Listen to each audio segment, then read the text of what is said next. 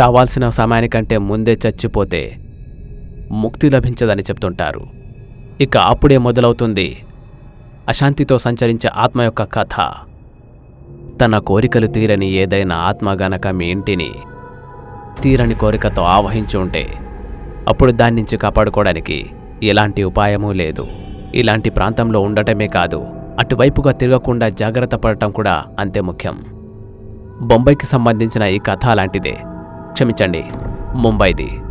అయినా ఏమవుతుంది, ముంబై అయితే ఏంటి, బొంబాయి అయితే ఏంటి, జనాలు అప్పుడు కూడా చేస్తూ ఉన్నారు, ఇప్పుడు కూడా చేస్తూ ఉన్నారు. బహుశా ఎన్నో ఆత్మలు వాటి ముక్తి కోసం సంచరిస్తూ ఉంటాయి. బొంబాయిలోని హీరా రోడ్ దగ్గర ఉన్న ఒక సొసైటీ యొక్క అపార్ట్మెంట్ 704 ఎంత శపించబడిందంటే ఆ ఫ్లోర్లో ఉన్న అన్ని అపార్ట్మెంట్స్ రోజురోజుకి ఖాళీ అవుతూ ఉన్నాయి.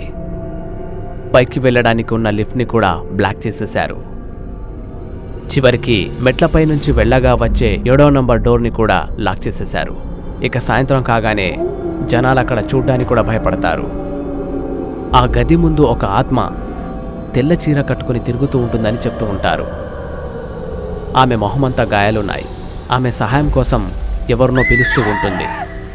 అరుస్తుంది, కేకులు పెడుతుంది. ఆమెనెవరో హింసిస్తున్నట్టు అరుస్తుంది.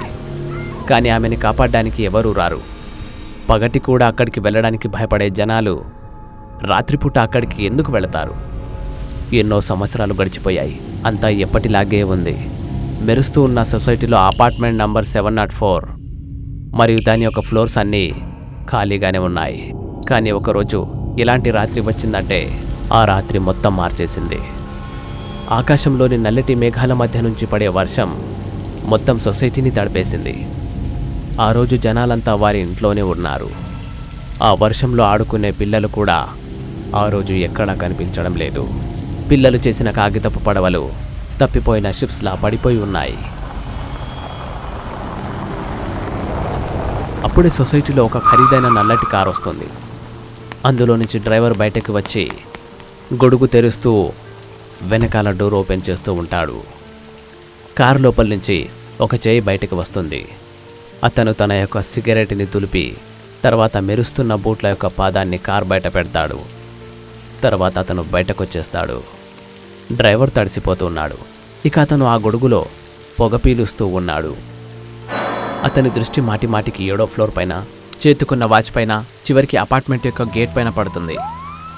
తర్వాత కొంతసేపటికి ఒక పోలీస్ వాహనం లోపలికి వెళుతుంది. తర్వాత ఆగిపోతుంది.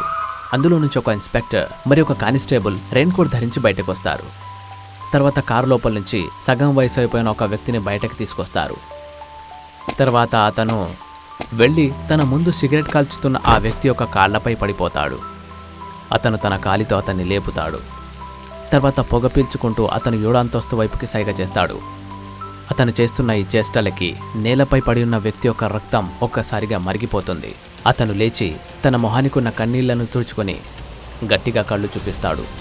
అప్పుడే ఒక కానిస్టేబుల్ అతని యొక్క వీపు పైన తన గన్తో గట్టిగా కొడతాడు. ఇక అతను కోపంతో ముందుకు వెళ్ళిపోతాడు.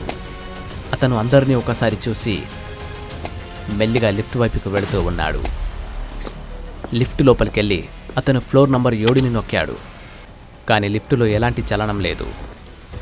దాంతో 6వ నంబర్ బటన్ నొక్కాడు. అప్పుడే బయట గర్జించిన శబ్దం వచ్చింది.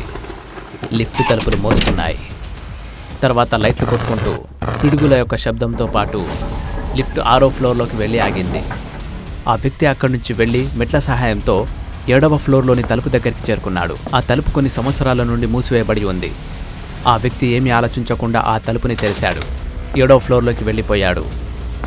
అతను మెల్లిగా అపార్ట్మెంట్ నంబర్ 704కి వెళ్తున్నాడు. అతనికి ఇక్కడేం కొత్తది కాదన్నట్టు వెళ్తున్నాడు.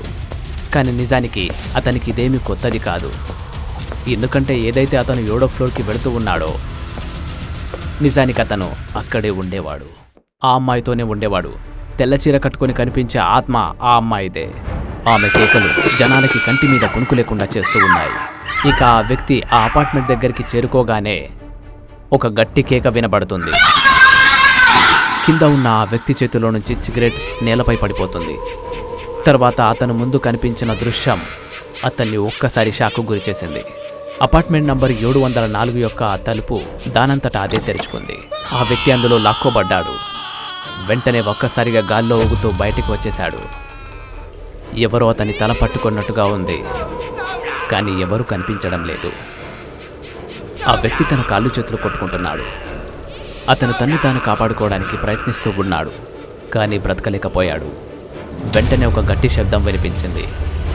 ఇక అతను 7వ ఫ్లోర్ నుంచి ఎగురుకుంటూ కింద అపార్ట్మెంట్ యొక్క ఫ్లోర్ మధ్యలో పడిపోయాడు. ఎంత గట్టిగా పడ్డాడంటే అతనికి కాళ్ళు చేతులు కొట్టుకోవడానికి కూడా సమయం మిగల్లేదు. తర్వాత అతను ప్రాణాలు వదిలేశాడు. తల నుంచి ప్రవహించే రక్తం అక్షర రూపం దాల్చింది. కుండపోత వర్షం పడుతున్నప్పటికీ అక్షరాలు క్లియర్గా కనిపిస్తున్నాయి. వాటి అర్థం పగ తీరింది.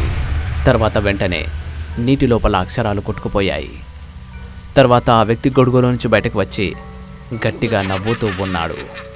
7వ ఫ్లోర్ని చూసి చేతులు పైకి లేపాడు. తర్వాత కారులో కూర్చున్నాడు. తర్వాత అతని కారు అక్కడి నుంచి వెళ్ళిపోయింది. పోలీసులు అంబులెన్స్కి కాల్ చేశారు. చుట్టుపక్కల ఎవరైతే చూడలేదు కదా అని గమనిస్తూ ఉన్నారు. అప్పుడే వాళ్ళకి 7th ఫ్లోర్ ఎదురుగా ఉన్న ఒక బిల్డింగ్లో ఒక ఫ్లోర్ పైన 7-8 సంవత్సరాల బాలుడు కనిపిస్తాడు. అతన్ని చూసి ఆ ఇన్స్పెక్టర్ భయపడ్డాడు. తర్వాత అతను వెంటనే నవ్వాడు. ఎలాగంటే ఇతను పిల్లాడే కదా అని. పిల్లాడు వెనక్కి తిరిగి అతని నాయనమ్మకి ఏదో సైగ చేసి అడుగుతున్నాడు. నాయనమ్మ కూడా సైగ చేస్తూ అతనికి మొత్తం చెప్పేస్తుంది. ఎందుకంటే వాళ్ళిద్దరూ మాట్లాడలేరు కాబట్టి. ఆ అబ్బాయి ఆమె యొక్క సైగల్ని అర్థం చేసుకుంటూ ఉన్నాడు. కొన్ని సంవత్సరాల క్రితం కథ కూడా. ఎప్పుడైతే ఆ సగం వయసున్న వ్యక్తి ఇక్కడికి వచ్చి ఉన్నాడో అతను తనకంటే వయసులో చాలా చిన్న అమ్మాయితో ఉన్నాడు. ఆ అమ్మాయి ఒక అనాథ. ఆ వ్యక్తి ఆమెకి ఆశ్రయం ఇచ్చాడు. ఇద్దరూ కలిసి ఉంటున్నారు. ఇంత పెద్ద సొసైటీలో ఉంటున్నప్పటికీ వాళ్ళు ఎవరితో కూడా అంత ప్రత్యేకంగా ఉండేవాళ్ళు కాదు. కానీ ఇంట్లో ఉన్న కష్టాలు ఎందుకు తెలియవు? వాళ్ళిద్దరూ కొట్లాడుకుంటున్నప్పుడు తరచూ పక్కింటి వాళ్ళు వింటూ ఉండేవాళ్ళు. నిజానికి ఆ వ్యక్తికి ఏ విషయంలో అంతగా కోపం వస్తూ ఉండేదంటే ప్రతి వచ్చిపోయేవాళ్ళని ఆమె తన చిన్నాన్న అని మామయ్య అని చెప్పేది. వీళ్ల మధ్య ఉన్న వయసులో వ్యత్యాసం ఎవరికి తెలియకూడదని అలా చెప్పేది. నిజానికి ఆ గొడవలు ఆ అమ్మాయి అతనికంటే ఎక్కువ సంపాదించినప్పుడు మొదలయ్యాయి. ఇక ఆ వ్యక్తి ఆమెని ప్రతి విషయంలో అనుమానించేవాడు. కొడుతూ ఉండేవాడు, తిడుతూ ఉండేవాడు. ఇంత చేసినప్పటికీ ఎలాంటి ఫలితం కనిపించకపోవడంతో అతను ఒక మౌలానా దగ్గర తాయెత్తు చేయించుకొచ్చాడు. ఆ తాయెత్తును ఆ అమ్మాయికి బలవంతంగా కట్టాడు. ఆమె అతన్ని కంట్రోల్లో ఉండాలని అలా చేశాడు. కానీ ఎప్పుడైతే ఆమె ఆ తాయెత్తు ధరించడానికి నిరాకరించిందో అప్పుడు ఆ వ్యక్తి కోపంలో ఆమె ప్రాణాలు తీశాడు. కేవలం చంపేయడమే కాకుండా ఆమె శరీరాన్ని ముక్కలు ముక్కలుగా చేసి పెట్టాడు.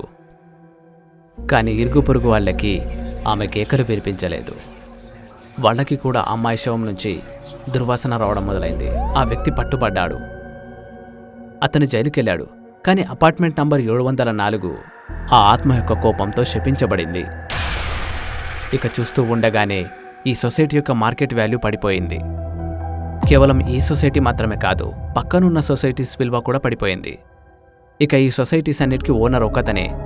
అతనే సక్సేనా. అతనికి మనుషుల ప్రాణాలంటే అస్సలు విలువలేదు. కానీ అతను ఒక ఆత్మతో ఎలా పోరాడగలుగుతాడు? అందుకే అతను కొన్ని సంవత్సరాలు నష్టపోయాక తన గురువు యొక్క సహాయం తీసుకున్నాడు.